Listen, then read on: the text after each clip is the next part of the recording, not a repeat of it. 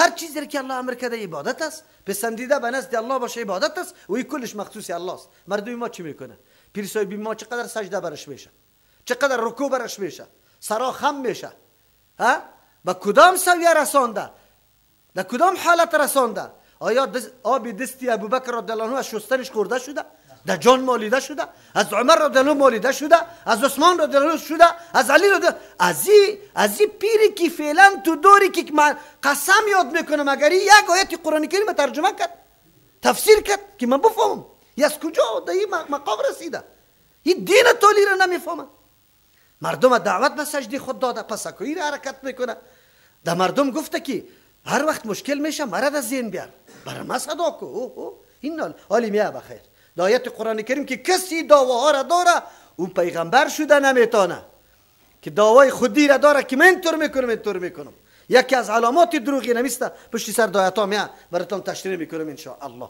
این مردم زد کل عبادت ها را برای از جا میکنه، با جای از اینکه سجده را به الله بکنه، عجزی به الله بکنه، با کجا رفته رایسته؟ امروز قبرای ما مرکز عبادت نگشته، مردم برش سیر و سفر نمیکنن. پیغمبر میگه به دیگه جا سفر برای قبولیت دعا نیست. لا تشد الرحال الا الى ثلاثه مساجد، 3 مسجد سفر برش جایز است: بیت الله، مسجد نبوی و مسجد بیت المقدس. در یک مسجد دیگه کسی سفر نمیتونه، به خاطر که از اینکه اونجا برم نماز بخوانم یا اونجا دعایم قبول میشه. این مردم ها چقدر سفرها میکنه.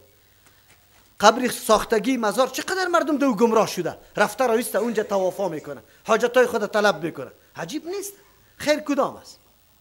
قرآن خامی آواز میده الله اله الا هو، که نیست لایق پرستش و بندگی غیر از الله متعال. فهل انتم مسلمون، آیا شما تسلیم به این سخن میشه؟ اول خط قرمزی، خطی که فاصله در بین کفر و ایمان میاره، این می مسئله است، موضوع توحید الله است. آیا تسلیم میشی به این نظام؟ چرا به این نظام؟ بندگی مخلوق الله را نکنه، نعوذ بالله، غیر الله را بگذاره. کسی آفتابه، کسی محتابه، کسی پیره، کسی سیده، کسی قبره، کسی درخته، رقم، کسی خواهش خود بری خود الله جور کرده. الله میگه نه، بندی یک الله باشه. من کان یرید الحیات الدنیا، سوال وارد میشه این مردمایی که ایج الله را عقیده نداره، توحید نداره، چطور کشفش دنیایش برابر است؟ خیریات چرا؟ الله برات جواب میگه نه، فریب نخو، کشفش دنیا را معیار برای قبولیت ندان. چرا؟ این مردمای کافر هم غمش تمام چیست، محنتش هدفش همی دنیاست، اسباب و وسایل برای از این چی آماده کرده، دنیا مرتب میشه. آیات قرآن درس میده برای ما، به هر عملی که پاچه را بر میزنی، همت میکنی، عزم میکنی، بله ثمره سری و عمل مرتب میشه. از همون خاطر است در دنیا دو قسم مردم است. یکی اون مردمی است که هم غمش دنیاست، از همون خاطر برای دنیا پای لچ کرده و دنیا سرش مرتب میشه. اما چون فکر آخرت نداره، ایمان نداره، ولو که اعمال نیک انجام داده، هیچ ثمره از این اعمال برش موجود نیست. کفار برای ما و شما چهار کنده، کفار برای ما کلینیک جور کرده، مکتب جور کرده، سرک پخته کرده، سربندار جور کرده، برق جور کرده. اما چون که فاقد ایمان است که شرط قبولیت عمل است، در دنیا پاداشش داده شده، در آخرت هیچ چیزی نداره. برخلاف مومن دنیا را مد نظر نگرفته، در دنیا هم که پای میمونه برای آخرت. در دنیا هم ما که نان نمیخوریم به خاطر میخوریم که کمی قوت پیدا کنیم، جهاد کرده بتانیم، دعوت کرده بتانیم، عبادت الله را بکنیم. به خاطر همین دنیا ایمان به خاطر آخرت است. اینی فرق شد. مومن باید هر حرکتش برای دنیا نباشه، برای آخرت باشه. مال طلب میکنیم به خاطر که ما کمک کرده بتانیم، راههای دین تعمیر کرده بتانیم، به این خاطر ما مال طلب میکنیم. هر زندگی مومن همین هدف داره. قرآن بر ما میگه من کان یرید الحیات الدنیا، کسی که اراده داره زندگی دنیا را، هم و غمش، تمام مقاصدش، کل همتش طرف دنیاست، و زینتها، خود دنیا بد نیست، خود دنیا را خود ما و شما مامور هستیم. فاذا قضیت الصلاة فانتشروا فی الارض وابتغوا من فضل الله. نماز جمعه میطور نیست؟ نماز کمی ختم شد تیت شوی در روی زمین و شما چی بکنی؟ بگوی طلب کنی چی را؟ فضل الله را طلب کنی. معلوم شد و زینتا، کسی که طلب زینت دنیا را میخواه، ساز و سامان دنیا برابر باشه، همه گپا شهرتی چیسته؟ نیک و جاه و جلال در دنیا برام حاصل شود. نوفی الیهم اعمالهم، الله میگه ما پوره میدیم برای از یا ثمره اعمالشانه، کوششایشانه. کوششش برای دنیا بود، بله دنیا سرش مرتب میشه. فیها، در دنیا الله ظالم نیست. با کدام هدفی که کدام عمل انجام داده، اما عمل به دستش میاد. و هم فیها، اینمی مردم ها در دنیا لا یبخسون، ثمره عملشان قطعا کم نمیشه. اما چیزی که کوشش کرده اما چیز برش حاصل میشه. برای ما آیت درس داشت که بدون محنت هیچ چیز به دست نمیاد، ولو که دنیاست. امی چیزی حقیر دنیا هم بدون چی نمیاد؟ محنت و کوشش نمیاد. محنت و کوشش میخواه. ما مسلمان ها قرار غافل خو کردیم، ولا کافر ترقی کرد، خود تو ترقی نمیکن. و محصل پانتون تمام 2 ساعت در پیکایشان کردن تیر کردی، در دریشی جور کردن، یک روز مطالعه نکردی. کافر مطالعه میکنه، تحقیق میکنه، تلاش میکنه، تو نمیکنی، باز گله داری. اسلام مانعت نیست. اسلام تو را، قرآن تو را یک درو دعوت داده است.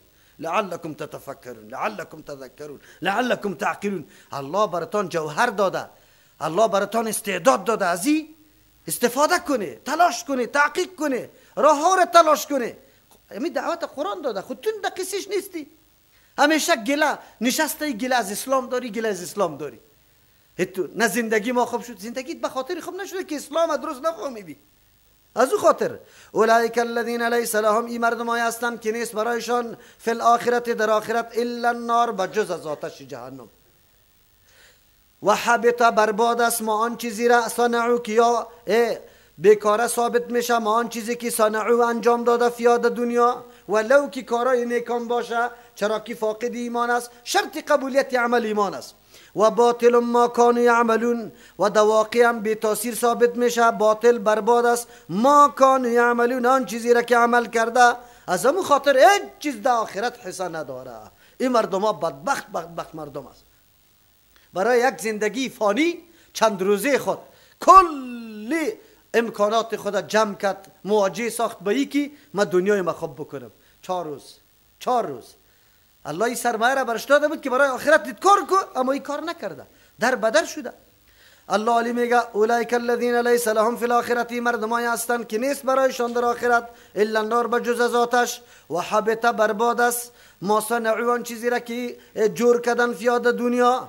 کدام اراده ها، آرزوهایی که داشتن، کلش باطل، کلش به جای خود باقی مانده، یک روز سفر میکنه. و باطل ما کانوا یعملون، کارای نیکی که انجام داده بود کلش برباد است، چرا که ایمان نداره. الله علی مقایسه میکنه 2 گروه را، کافر و مسلمان مقایسه میکنه. مسلمان کیست و کافر کیست، چه قسم باشه. اینجا برای ما واضح میشه حرکت برای کدام چیزی که کردی الله از ثمره را سرش مرتب میکنه. مومن طور نیست، مومن حرکتش برای آخرت است.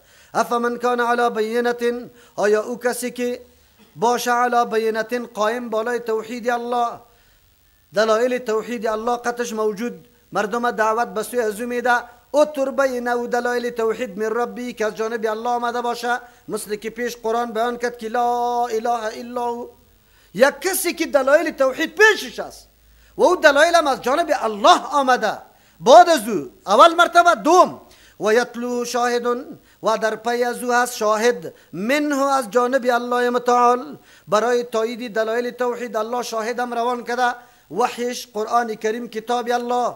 2 و من قبلی، پیش از همین کتاب موسی، یک کتاب موسی علیه السلام است، اماما که پیشوا مقتدا بود برای کل امو مردم زمانه، و رحمتا، ذریعه رحمت و بخشش الله بود که وقتی عمل به او کتاب میکرد او هم شایدی بوده که بله این دعوت حق است. اولئک یؤمنون به، اینمی مردم ها ایمان به این قرآن داره. آیا اینطور کسی که این قسم دلایل داره، با دلایل توحید استوار، شاهدم داره، برابر است با او کسی که نعوذ بالله از این دلیل انکار میکنه، توحید ترک میکنه، میره سجده به غیر الله میکنه؟ هر دو برابر شده میتونه؟ و من یکفر به، کسی که انکار میکنه به این کتاب، من الاحزاب، از هر نوع گروه هایی که تا روز قیامت مخالفین، معاندین، منافقین، کسایی که ضد است از اسلام کلش، فالنار موعده، آتش موعدش است، یعنی جای وعدش فقط آتش جهنم است که در اونجا میروند. فلا تکو فی مریت منه، تو نشوی در شک، فی مریت در شک و تردد منه، از همی قرآن کریم یا از همی موعدی که الله برای کفار داده. ای پیغمبر صلی الله علیه وسلم، پیغمبر خود شک نمیکنه. در تو را میگم دیوال تو بشنو، ای امتی پیغمبر علیه السلام، سر و صدا هیاهوی مردمای دیگه باعث نشوه که تردد پیدا کنی در حق بودن کتاب الله، در حق بودن نظام اسلام. این اعتراضای گوناگون که علیه اسلام میشه، این اسلام نمیکاهه، نقصان اسلام نیست و درک نداره و حقیقت اسلام درک نکرده، از او خاطر اعتراضات داره. تو در تردد نشوی. انه الحق، یقینا کتاب الله متعال، اینمی موعدی که الله برای کفار مقرر کرده ثابت است، واقعیت داره، من ربک، از جانب پروردگارت. ولکن اکثر الناس، لیکن اکثریت مردم لا یؤمنون، ایمان نمیاره، غافل هستند. ضد و عناد پرده ها در دم روش آمده، حقیقت درک کرده نمیتونه، از او خاطر ایمان نمیاره. وگرنه قرآن کتاب روشن است، دلایل داره برای خود. همچنان دعوت به سوی توحید الله امر خیلی چی هسته؟ وجدانی است. هر انسان درک میکنه که عبادت برای کی شود. تو را کی پیدا کرد؟ الله. کی روزی میده؟ الله. کی میمیران؟ الله. کی زنده میکنه؟ الله. کی عزت میده؟ الله. همه گپا را الله میکنه. عبادت حقیقی است. ایاک نعبد و ایاک نستعین، خود گفته رویستی، باز خلاف ازو کرده میری. اینطور کار نکو. الله متعال برای ما واضح میسازه که بله، هیچگاه اینطور کسی که یک به اینطور سند داره، او قطعی او مردی که هیچ سند نداره، ضد و عناد او را فرا گرفته، گوش نمیگیره، برابر شده نمیتونه. از همون خاطر است ما در دعوت خود از کسی هراس نداریم. چرا؟ سند داریم، علی بینة من ربه است. دو معنای شاهد، بعضی میگه جبریل امین است که تایید پیغمبر علیه السلام، بعضی میگه نه، مراد از شاهد اونمو عقل و فطرت سلیم انسانی است که در وجود هر انسان موجود است. با مجردی که یک کمی توجه به او میکنه، امی برنامه دعوتی پیغمبران علیهم السلام دستی تایید میکنه و میپذیره، اونو شاهد است. در اینجا تنها کتاب موسی علیه السلام ذکر شده، دیگه کتابانه، یا به خاطر که شریعت رسول الله صلی الله علیه وسلم همگام و موافق با شریعت کی بوده؟ موسی علیه السلام. یک یا است که در هنگام نزول قرآن کریم کسانی که خیلی شهرت به علم داشتن یهود بودن و در ماحول مدینه اکثر آباد کی بودن؟ یهود بودن. از او خاطر، به خاطر که منافقین انواع شکوکات مینداختن، الله متعال دلیل بیان کرد که بله کتاب سابقه تورات که پیش مردم قدر داره، در اون جمع حقانیت قرآن یا حقانیت دعوت توحید بالکل تثبیت شده، بیان شده. پس شک از کجا پیدا شود؟ باید انسان شک نکنه. حالی همین دنیای کفر که شروع کرده علیه اسلام اعتراضا داره که علیه اسلام حقوق زن ایتور کرده، میراث ایتور کرده، که علیه قصاص ایتور کرده، کی گپاره، کلش انسان در شک نشوه و درک حقیقت اسلام نداره، از او خاطر اعتراض میکنه. اگر کسی حقیقت اسلام درک کرده باشه، گویم مجال اعتراض برش باقی نمیمانه. چرا؟ او حکمتایی که الله در احکام خود نهفته، او حکمتا خود یکیش جواب کل اعتراضای کفار داده میتونه، به شرطی که بدانه که فلسفه از چیسته. و من ظلم ممن افترا علی الله کذبا، کیست خیلی ظالم از او کسی که جور میکنه بالای الله کذبا، دروغه. در 6 موقع همی طور است که الله میگه کیست خیلی ظالم، معنی است که ظالم ترین شخصی نمیسته. اما در 6 موقع نقطه مشترک همی 6 نفره که الله خیلی ظالم گفته، نقطه مشترک 6 نفر کیست؟ تکذیب آیات الله و منع کردن از راه الله. تکذیبی کی؟ آیات الله، دلایل توحید نپذیرفتن و منع کردن از راه الله متعال. از ترجمه قرآن منع میکنه، از توحید پذیرفتن منع میکنه. قرآن کریم میگه که ظالم ترین شخصی نمیسته که از راه الله مردم منع میکنه. اولئک ای مردم یعرضون علی ربهم، پیش کرده میشن بالای پروردگارشان. با کدام حیثیت پیش میشه؟ به حیثیت خیلی ذلت آور که خود هیچگاه پشتی حقیقت نگشتن، بلکه مانع دیگران شدن، نگذاشتن دیگران هم مجال موقع ندادن که دین میفهمیدن. و یقول الاشهاد، شایدا میگوید، مراد از شایدا انبیاء علیهم السلام، ملائکی که اعمال نوشته کرده، اعضای خود انسان، زمین، کلی ازیا. ها اولای اینی مردمایی بودن، الذین او مردما کذبوا علی ربهم که دروغ جور کردن بالای پروردگار، نعوذ بالله. کدام دروغ جور کرده بودن؟ میگفتن این شرک الله برای ما امر کرده، دیگهش میگفت نه ما که تعظیم اولیاء را میکنیم، اولیاء نازدانه است. نازدانه است یا سفارش ما را میکنه بیار سندیتا. همین نازدانه بودن تو یک دفعه بیار. الله ولی خو کسی را میگه که مکمل پابند دین الله باشه، مامورات الله را بجا میکنه، منهیات منع میکنه. و همین مردمایی که امروز خود معرفی میکنه رهبری مردم که ما بری مردم را طریقه میدیم، امیها را یک دفعه سال کلش دعوت به شرک است. کسی که دعوت به شرک کنه او ولی شده میتونه؟ او رهبری کسی شده میتونه؟ دروغ جور میکنه سری الله. اگر مرد هستن ثابت کنن طریقی خدا که از نبی رسول الله آمده. ما وقتی در تشناب داخل میشیم میگیم پشت و روی خدا طرف قبله نمیکنیم، سند داریم. کتابای حدیث چپا کنه که باب محدثین وضع کرده. یک باب برای طریقی خدا می پیرو پیدا کنه، یک باب به مو اذکار خود پیدا کنه، به مو حرکت و کیفیت تعلیم خود پیدا کنه که یا چه قسم تعلیم میده. سند است. از کجا میکنن این مردم گمراه کرده رویسته؟ کدام مدرسه را خوانده؟ چقدر قرآن میفهمه، چقدر حدیث؟ مامورات از کو؟ آدم قرآن و حدیث نخوانه مامور بهی را میشناسه؟ منهی عنه را میشناسه؟ نمیشناسه. عجیب است.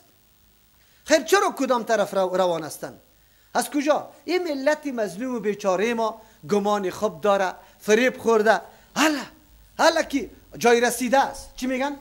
چی میگن؟ جای رسیده است. میاه بخیر. سه چیز نفی ای گپا میکنه. سه چیز جای رسیده. در کدام جای رسیده؟ صحابت در جای نرسید و این قدر مرید نداشت. میاه انشاءالله علی پشتی سر بر ما میاه. الا لعنت الله علی الظالمین، خبردار لعنتی الله بالای ظالم است. ظالم کسی است که او حق در جای خود نمیگذاره، هر چیز در جای مناسبش نمیگذاره. از یا کده ظالم کیسته که سجده حق الله سوره حق خود میدانه، رکوع حق الله سوره حق خود میدانه، نظر حق الله سوره حق خود میدانه. از این کده ظلم دیگه است؟ بزرگترین پیر طریقت رسول الله صلی الله علیه وسلم است. یا خیسته نه ما میگه ما پیر هستیم. خیرت است. مولوی سبا قطعا نشسته بود. مولوی سبا میگه نه پیر، همون پیری که ما میگه مولوی سبا بسیار مشتشری است، بالکل برابر است. چی میکنه؟ همین اسکار میده. مکتوم اسکار وقت پیغمبر داده. چی ضرورت است که پیر صاحب برام بده؟ سبحان الله رسی و 3 دفعه الحمدلله را. ما گفتم این خود رسول الله داده. حاجت به پیری تو چیست؟ ایران شدن. نه والا خب پابند سنت است. ما گفتم چقدر درس خوانده؟ در کدام مدرسه خوانده؟ سند داره؟ والا نه درس خو نخوانده. از کجای پابند سنت شد؟ سنت آدم بشناسه باز پابند سنت شود. کی نشناسه از کجا پابند سنت میشی؟ ایران بودن. والا عجیب گپ میزنی. عجیب. قرآن برای چی میگه؟ ما گفتم خیلی خوب، عجیب است. او را پیر میگه، اما محدث استازی که حدیث برات درس میده و برات بیان میکنه این را پیر نمیگی که برات تعلیم میده. فرق در بین نمی معلم حدیث و در بین امو آدم چی است؟ برای ما بگو. که برات درس حدیث میده مکمل تشریح میکنه، تفصیل میکنه، کلی گپایشه خرد و بزرگیشه برات میگه. و او را چی فرق است؟ ای خوب میفهمه یا او؟ دین ای خوب میفهمه یا او؟ بگو. یعنی که مازی بگوی آدم کار نکنه، بگوی کار نکنه، کوچ برش مانده باشه، دستایش پایش مردم چاپی کنه، زنام حواله باشه در آنایش دست بزنه، او طرف باز چی؟ یک تک کار نکو، کل زندگی داماده، کل بوره را یکی بیاره، برنج دیگه بیاره، روغن دیگه بیاره، بس دستایش چی بود؟ پختوار نرم گرم. یک روز نه کلنده گرفته، نه بیل، نه بیرون رفته، نه درون. شما یک دفعه محدثین حالات زندگیش بگوید، حالات زندگیش مطالعه کنه که یا کی بودن، چه قسم کردن. یا رسول الله را زندگیش ببینه و مردم. پیغمبر 1 ساعت در خانه ازواج مطهرات بود، 1 ساعت میدیدی که در خانه یک مسلمان به عیادت رفته بود، دیگه ساعت میدیدی که در سنگر بود، دیگه ساعت میدیدی که تعلیم میداد، درس حلقه داشت.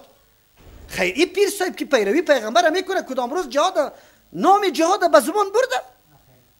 این خب مردم دعوت بکنه بیا در سرتون چادر پرته، نور از بالا میآید. چی رقم نور هستی؟ این کدام نور است که میآید؟ تاریخ مطالعه کنی. قسطنطنیه بزرگترین مرکز اسلام، مرکز فرهنگی اسلام توسط کی به دست فرانسویا رفته. عاملش پیدا کنی پیر صاحب است. مردم جمع شد به یک پیر صاحب، از او کده استاد بزرگش که وفات کرده برای ازی گفته که فرانسویا حمله میکنه. میگه ما یک مراقبه کنم سری مرشدی خود که او چی اجازه میده. او پیسر وقت فرانسویا به ای داده بود. خب دبل. پس میگه مراقبه کردم اجازه نداد که جنگ کنه، تباه میشه. فرانسویا آمدن قسطنطنیه را مکمل فتح کردن. برو بخیر. کلی میراث فرهنگی اسلام به یک ما اروپا برد. امروز این پیشرفت‌های تکنیکی و ساینسی را اروپایی از خود نکرده. این اصلا مسلمان ها بوده.